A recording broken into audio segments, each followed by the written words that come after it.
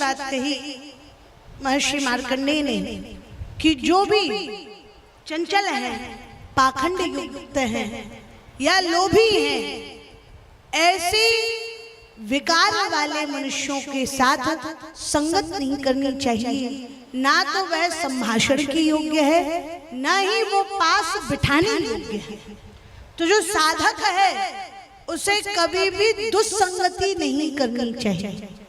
यदि पहले से पता है कि ये मनुष्य दुष्ट है तो उसके संग के लिए कितनी भी मजबूरी हो तो भी उसे समीप में ना बैठाओ। 4 प्रकार के मनुष्य बोले गए हैं। पहले मनुष्य वो होते हैं जिनमें बुद्धि भी हो और शुद्धि भी हो। दूसरे वो होते हैं जिनमें बुद्धि नहीं हो पर शुद्धि हो। तीसरे वो होते हैं जिनमें बुद्धि भी नहीं, शुद्धि भी नहीं। और खतरनाक वो होते हैं जिनमें बुद्धि बहुत होती है और शुद्धि नहीं होती।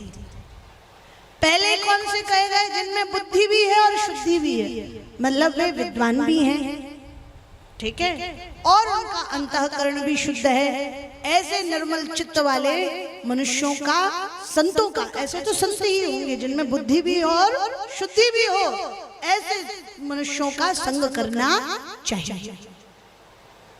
अब देखो, महर्षि भृगु, वशिष्ठ, पिप्पलाद, कर्दम, मार्कंडेय, ये सब वही तो थे ऋषि जिनमें बुद्धि भी थी और शुद्धि भी थी। परम विद्वान थे, वेदों का ज्ञान, सभी शास्त्रों का ज्ञान, सभी मतों का ज्ञान था। और उसके बाद वे कल्याण को प्राप्त करने वाले भी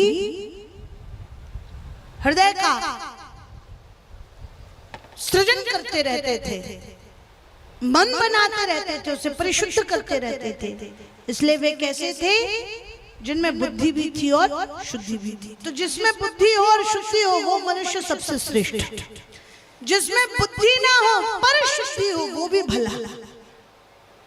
बुद्धि नहीं है पर मन साफ होना चाहिए। कैसे मन साफ होना चाहिए? जैसे ध्रुव मात्र 5 वर्ष के थे, उन्हें कोई बहुत ज्ञान नहीं था, उन्हें वेद नहीं पढ़े थे, शास्त्र नहीं पढ़े थे, परंतु उनका हृदय निर्मल था। तो जिसका हृदय निर्मल होगा, भली बुद्धि ना हो तो भी उसका काम चल जाएगा। वो कहते हैं ना, भोले के भगवान होते हैं। तो भले विद्वान ना हो, भोला होना चाहिए, मन साफ होना चाहिए, तो उसका कल्याण हो जाएगा। अब जिसमें बुद्धि भी नहीं है, शुद्धि भी नहीं है, वो मनुष्य थोड़ी है, वो तो पशु है। उसका जीवन पशु के समान है, उसमें और पशु में कोई भेद नहीं। परंतु खतरनाक कौन है? जो बुद्धि बहुत चलाए और मन शुद्ध ना हो। जैसे रावण, कहते हैं रावण बहुत बड़ा विद्वान था, उसे तो सारे शास्त्रों का ज्ञान था। कहते रावण जैसा ज्ञाता कोई हुआ ही नहीं, बहुत बुद्धि थी उसके पास। ज्योतिष का उसे ऐसा, यंत्र मंत्र तंत्र का ऐसा ज्ञान था जैसा किसी और को नहीं था। इतना बड़ा विद्वान था कि जब उसे राम जी ने भेद भी दिया उसके अमृत कुंड को और वो सरसैया पर पड़ा था, तब भी राम जी ने लक्ष्मण जी से आज्ञा देकर के कहा कि जाओ, रावण नीति शास्त्र बहुत अच्छा जानता है, तो जाकर के उससे ज्ञान लेकर के आओ। बात समझ में आ रही है? मतलब राम जी ने लक्ष्मण जी को रावण से ज्ञान लेने के लिए भेजा था। तो आप खुद सोच लो कि वो कितना बड़ा ज्ञानी रहा होगा, कितना बड़ा विद्वान रहा होगा।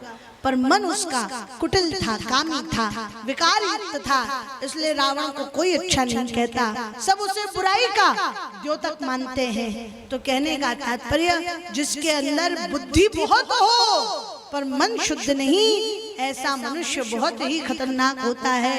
ऐसे कुटिल, पाखंडी, श्रद्धा रहित व्यक्ति का कभी भी संग नहीं करना चाहिए। तो जो साधु है, साधक है, जिसने ये मान लिया है कि मुझे भगवत भक्ति करनी और भगवत प्राप्ति करनी है और सिद्धि के लिए वो नर्मदा तट पर वास कर रहा है, उसके लिए सबसे पहली सावधानी कही कि वह सत्संगति करे, दुस्संगति तो बिल्कुल भी ना करे।